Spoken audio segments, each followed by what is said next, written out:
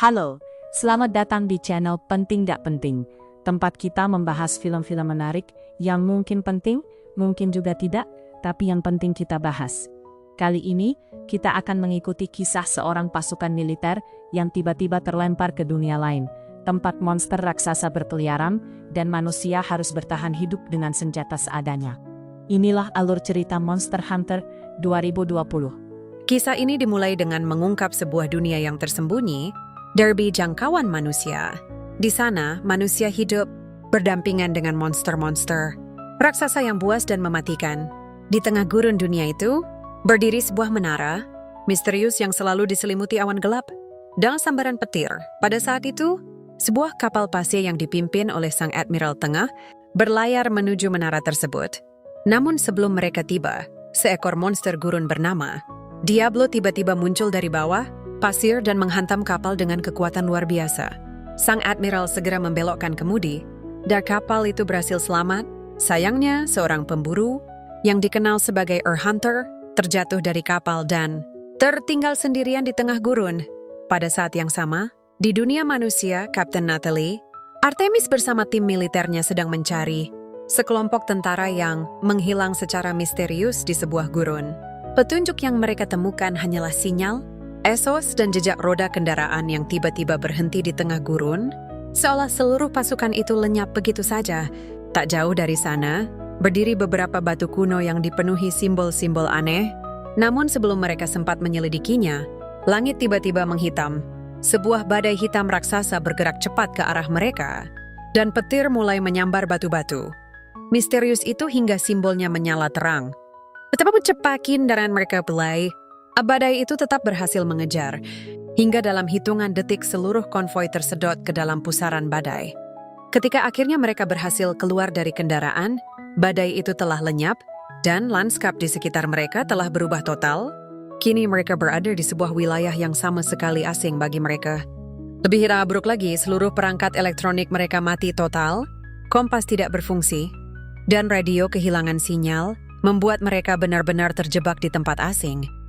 Tanpa pilihan lain, Artemis memutuskan untuk mencari jalan keluar sendiri.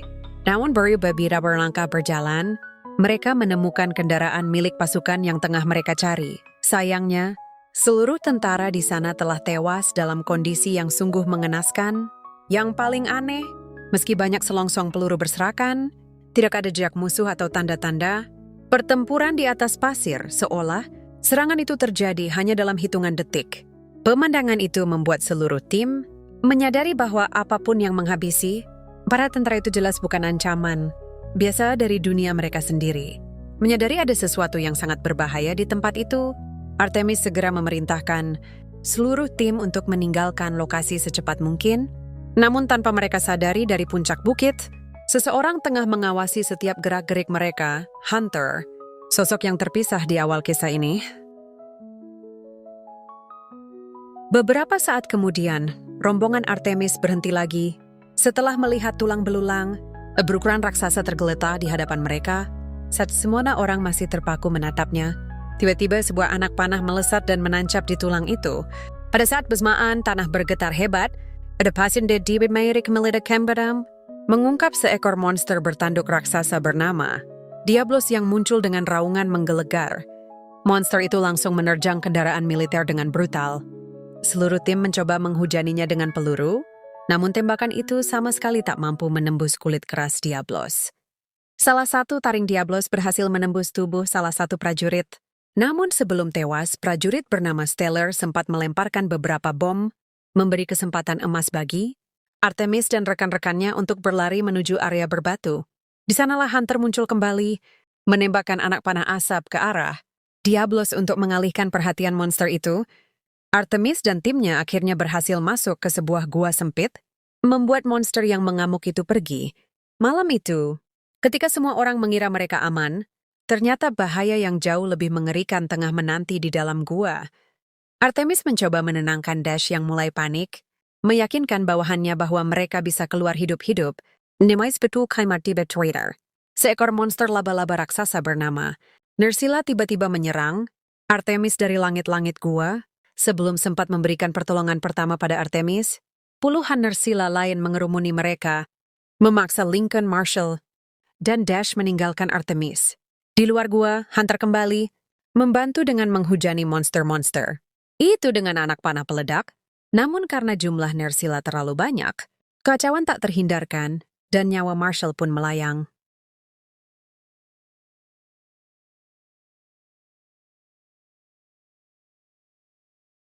Beberapa saat kemudian, Artemis perlahan membuka matanya. Ternyata racun yang menyerangnya tidak benar-benar mematikan, namun begitu sadar sepenuhnya, ia mendapati dirinya terbungkus di dalam sebuah kepompong raksasa dengan sisa tenaga yang ada. Artemis merobek lapisan demi lapisan kepompong itu hingga berhasil keluar. Pemandangan di depannya kini jauh lebih mengerikan. Tak jauh darinya, ia melihat kepompong-kepompong lain berisi tubuh. Dash dan Marshall dalam keadaan tak sadarkan diri.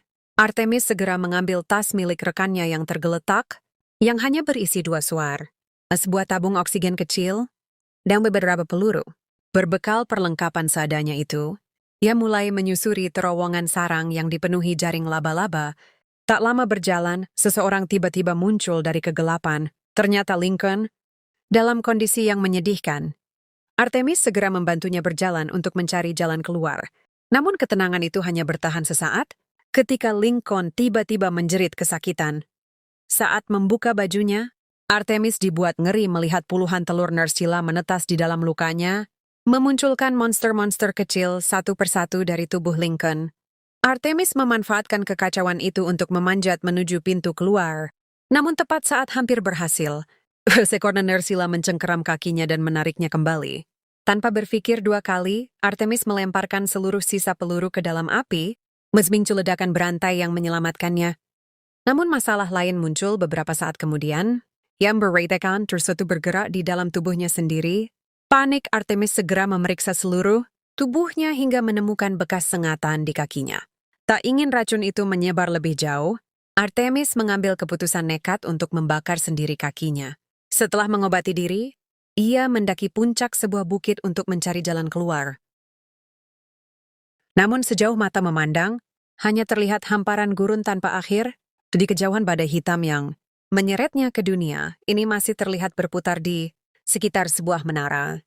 Meyakinkan Artemis bahwa badai itulah satu-satunya jalan pulang. Tak hendak melanjutkan perjalanan, ia melemparkan sebuah batu ke atas pasir. Sesaat kemudian, seekor Diablos muncul tepat di titik jatuhnya batu, lalu menghilang lagi setelah tidak menemukan mangsa. Saat itulah Artemis akhirnya memahami cara monster itu berburu, Diablos. Merespons apapun yang menciptakan getaran di atas pasir. Artemis pun mulai menyusun rencana untuk bertahan hidup. Sementara Hunter masih terus mengawasinya dari kejauhan, tanpa pernah benar-benar pergi. Dalam perjalanan, Artemis menemukan reruntuhan kapal pasir yang telah lama terkubur. Awalnya ia berharap menemukan air serta perlengkapan untuk bertahan hidup. Saat itulah Hunter muncul dari belakang dan langsung mencekiknya. Namun Artemis berhasil melakukan serangan balik, memicu pertarungan sengit. Setelahnya, Hunter kembali mengikat tangan Artemis dan memaksanya terus berjalan. Sesampainya di tempat persembunyian, Artemis menyaksikan sendiri bagaimana Hunter bertahan hidup sendirian di dunia yang kejam itu, mengumpulkan air dengan peralatan seadanya, memakan lumut sebagai makanan, dan mengobati luka bahunya dengan ramuan buatannya sendiri. Sebelum beristirahat, Hunter mengeluarkan 2 patung kecil dan meletakkannya dengan penuh kehati-hatian, benda yang jelas sangat berarti baginya. Namun karena hambatan bahasa, mereka sama sekali tak bisa berkomunikasi. Keesokan paginya, saat Hunter memeriksa area sekitar dan kembali ke persembunyian, ia tak menemukan Artemis yang tiba-tiba menyerangnya. Artemis lalu mencoba meminum persediaan air Hunter. Melihat ini, Hunter menendang wadah air itu hingga tumpah, membuat Artemis semakin frustrasi.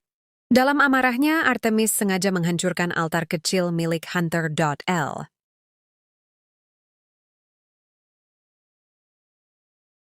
Tanpa disadari, keduanya melangkah keluar dari mulut gua dan hampir terjatuh ke dalam sarang.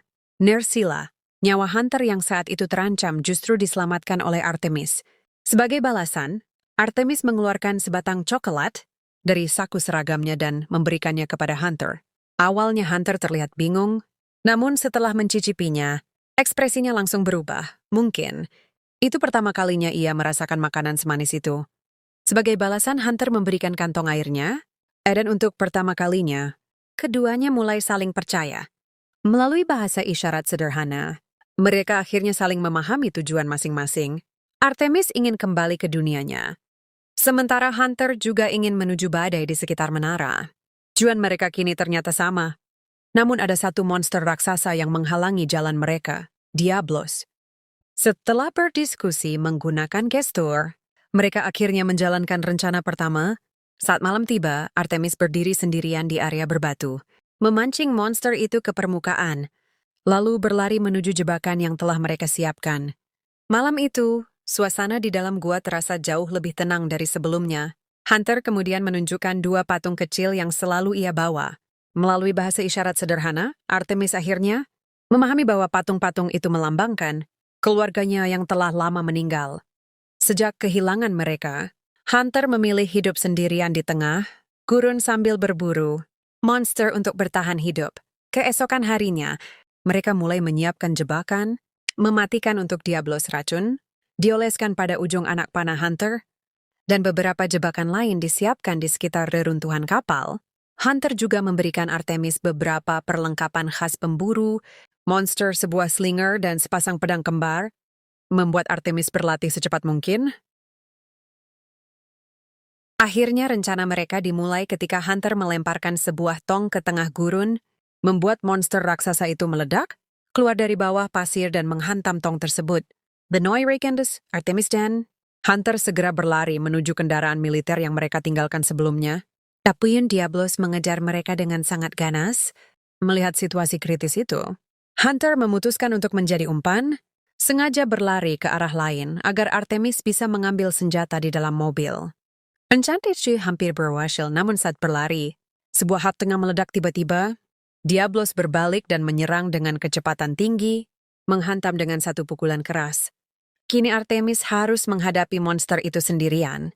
Melihat pedang Hunter masih tertancap di tubuh Diablos, Artemis segera meraih gagangnya dan mendorong sekuat tenaga hingga akhirnya menembus kepala monster yang telah melemah akibat racun. Di tengah perjalanan, badai hitam muncul kembali dengan angin yang bertiup lebih kencang.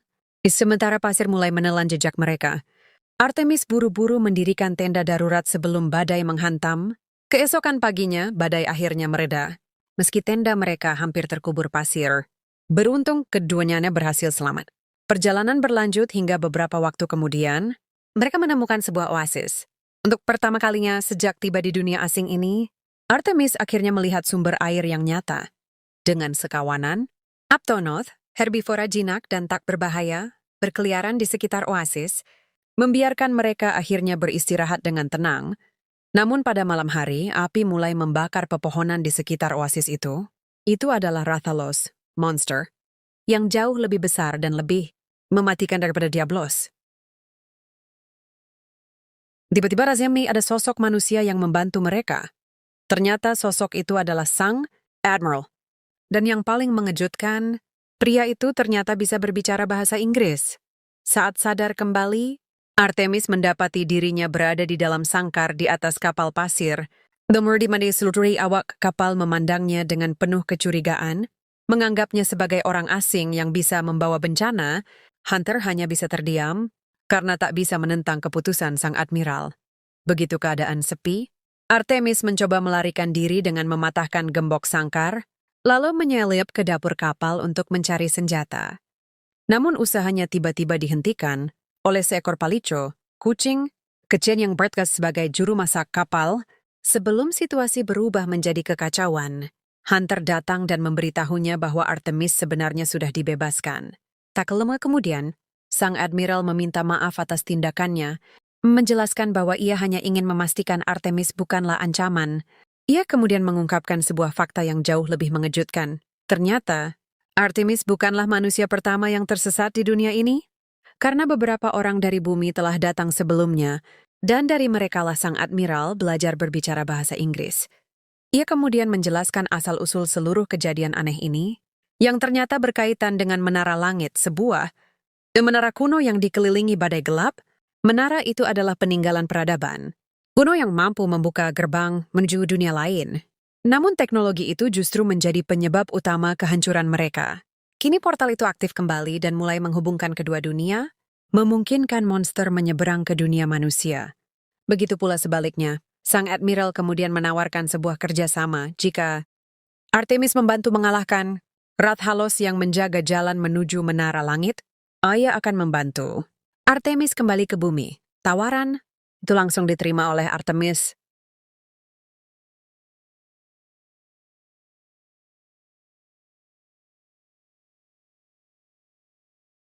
Keesokan harinya, mereka memulai perjalanan menuju menara langit. Setelah melewati dengan berbtu, menara raksasa itu akhirnya terlihat, menjulang dengan badai gelap yang terus berputar di sekitarnya. Dekat puncaknya, sebuah portal menuju dunia manusia terlihat terbuka sesekali. Saat rombongan mendekat, Artemis melihat pecahan kaca berserakan di tanah, dan Hunter segera memberi isyarat kepada semua orang untuk bersiap, menandakan bahwa Rathalos berada di dekat sana. Sang Admiral segera menjelaskan satu-satunya kelemahan monster itu, Rathalos hanya bisa dilukai tepat sebelum ia menghembuskan api. Mendengar hal ini, seluruh pemburu segera mengambil posisi masing-masing. Tak lama kemudian, Rathalos muncul dari langit dan langsung menghembuskan api ke arah mereka. Sang Admiral memimpin serangan dari depan, Hunter menyerang dari sisi kanan. Sementara Artemis menggunakan kait pancing untuk mencari celah. Dengan serangan terakhir, Rathalos menghembuskan apinya ke arah Artemis, membuatnya terlempar ke bawah. Namun berkat keberuntungan yang luar biasa, Artemis justru tersedot ke dalam portal. Beberapa detik kemudian, Artemis kembali ke bumi. Tak butuh waktu, lama bagi tim penyelamat militer untuk menemukannya, dan segera membawanya naik ke atas helikopter, membuat semua orang mengira mimpi buruk itu telah berakhir. Sayangnya mereka salah besar, sebab tiba-tiba sebuah portal raksasa terbuka di udara, dan dari dalamnya, seekor Rathalos berhasil menerobos masuk ke dunia manusia. Meski Artemis berhasil selamat, area gurun itu seketika berubah menjadi medan pertempuran yang mencekam.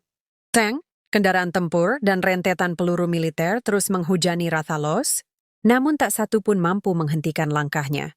Sebaliknya, monster itu justru membakar kendaraan militer satu persatu, menghanguskan setiap prajurit yang mencoba melawan. Melihat semua serangan sia-sia, Artemis segera menjalankan rencana nekatnya. Ia mengambil dua suar dari reruntuhan pesawat dan berlari menuju Rathalos. Menggunakan kait pancing, Artemis menarik dirinya ke atas hingga mendarat tepat di tubuh monster itu, lalu menancapkan pisaunya ke salah satu celah sisiknya. Rathalos meraung penuh amarah dan langsung membuka mulutnya, lebar-lebar untuk menyemburkan api. Namun Rathalos masih mampu berdiri dan hampir menghabisi Artemis sebelum sebuah anak panah peledak melesat dari kejauhan. Akhirnya mengalahkan monster raksasa itu, Artemis akhirnya berhasil menyelamatkan dunianya. Namun ternyata semua ini belum benar-benar berakhir. Karena tak lama kemudian, Sang Admiral datang dan menjelaskan bahwa selama menara langit masih aktif, monster-monster lain akan terus datang ke bumi. Dan benar saja, portal itu bergejolak kembali dan terbuka lebar. Kali ini, sosok yang muncul dari portal jauh lebih mengerikan, Gor Magala. Auranya saja sudah cukup membuat semua orang menyadari bahwa ancaman sesungguhnya baru saja dimulai.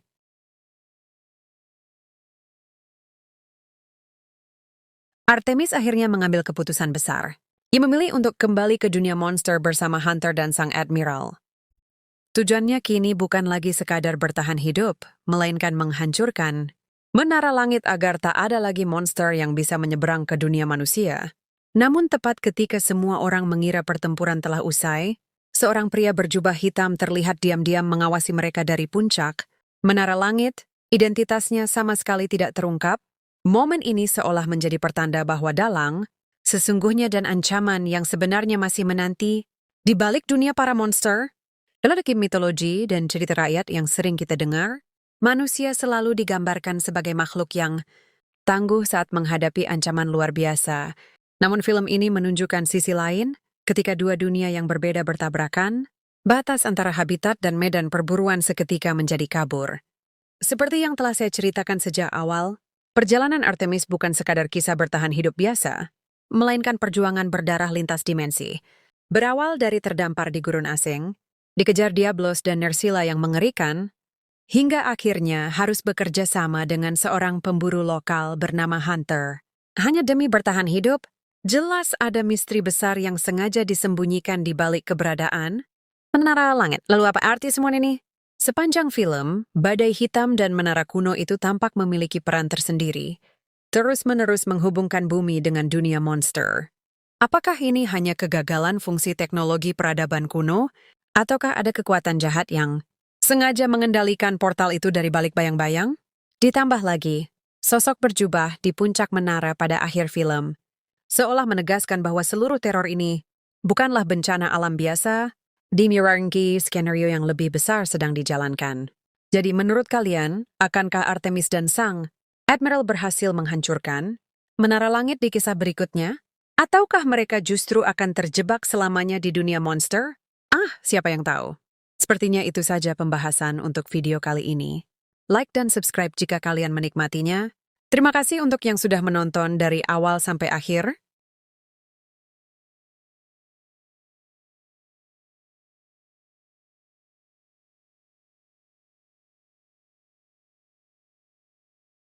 Ending. Itulah alur cerita Monster Hunter 2020, petualangan penuh aksi yang membawa manusia ke dunia asing yang dipenuhi monster mematikan. Perjuangan mereka membuktikan bahwa untuk bertahan hidup, terkadang kita harus bekerja sama dengan orang yang awalnya tidak kita percaya. Jika kalian suka pembahasan seperti ini, jangan lupa like, subscribe, dan aktifkan lonceng notifikasi. Penting gak penting, bukan bahas yang penting, tetapi yang penting bahas.